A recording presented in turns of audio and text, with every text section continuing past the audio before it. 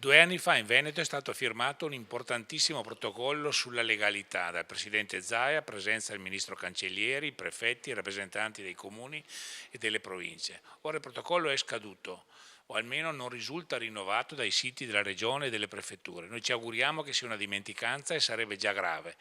Tanto più nel momento in cui le infiltrazioni mafiose, come risulta dagli atti della magistratura e dalle indagini della Commissione antimafia, stanno crescendo in tutto il nord e anche in Veneto. Quindi noi chiediamo come gruppo del Partito Democratico che il Presidente Zaia intervenga immediatamente, sani questo ritardo, metta in condizione il protocollo di funzionare ultrattivamente anche nelle more dei tempi necessari per rinnovarlo o modificarlo, dia conto di cosa è successo in questi 2 anni in conseguenza del protocollo firmato e soprattutto attui la legge 48-2012 che la Regione con un bel lavoro di tutto il Consiglio ha approvato per contrastare la criminalità mafiosa e organizzata e per promuovere la cittadinanza responsabile in Veneto. Si tratta di un fatto importante che qualifica la politica e le istituzioni sul quale come Partito Democratico sollecitiamo il Presidente Zaia ad intervenire.